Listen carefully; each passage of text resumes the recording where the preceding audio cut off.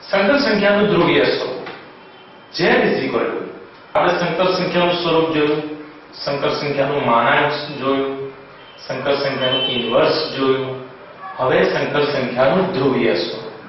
ધ્રુવીય સ્વરૂપ z r cos θ i sin θ, જેમાં x ની વેલ્યુ થશે r cos θ અને y ની વેલ્યુ થશે r sin θ.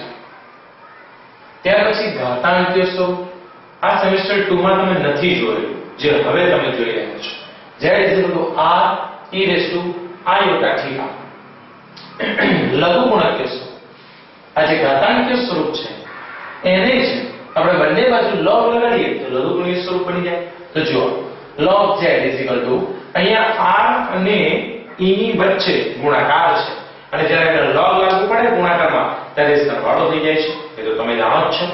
તો log r log e raised to iota θ. log માં નિયમ છે કે ઘાતાંક જે છે log ની આગળ આવી જાય, તો iota θ log e. તમે જાણો છો કે log e નો આન્સર હંમેશા 1 થાય છે, એટલે log e કેન્સલ. થીટા ની જગ્યાએ તમે જાણો છો થીટા શું છે, તો સંકર સંખ્યાનો x અક્ષની સાપેક્ષ ખૂણો છે, એટલે આર્ગ્યુમેન્ટ ઓફ z. અને r શું છે, r એ z નું માનાંક જ છે. r પણ એ ડિસ્ટન્સ છે, ઉગમ બિંદુથી સંકર સંખ્યા સુધીના અંતરનું આ એક પ્રકારનું અંતર છે, જેને આપણે માનાંક z પણ કહી શકીએ છીએ, કારણ કે બંનેનો આન્સર એક જ છે. સમજો છે તમારે? જો હું સમજાવું. અહીંયા બિંદુ a અને b છે દોસ્તો. ચાલો આ અંતર શું થશે, b. આ અંતર શું થશે, x. આ કાટકોણ પાયથાગોરસનો નિયમ જાણો છો? પાયથાગોરસનો નિયમ મુજબ બે બાજુઓના વર્ગોનો સરવાળો બરાબર કર્ણનો વર્ગ, એટલે આ થઈ જશે. સોરી મિત્રો, અહીંયા x સંકર સ્વરૂપ આપણે ab છે, એટલે a અને b એટલે a² + b² under route.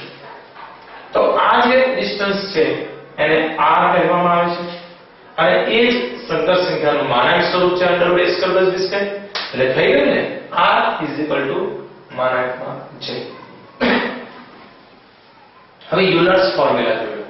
e raised to iota θ ને કહી શકાય cos θ + i sin θ, અથવા e raised to iota θ ને કહી શકાય cos θ - i sin θ. i means iota.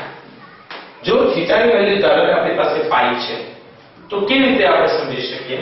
જો e raised to iota π/2 cos π/2 + i sin π/2. cos π/2 ની કિંમત 0, sin π/2 ની કિંમત 1, એટલે e raised to iota π/2 નો આન્સર થશે ફક્ત i. તો આગળ વધુ સમજીએ. ચાલો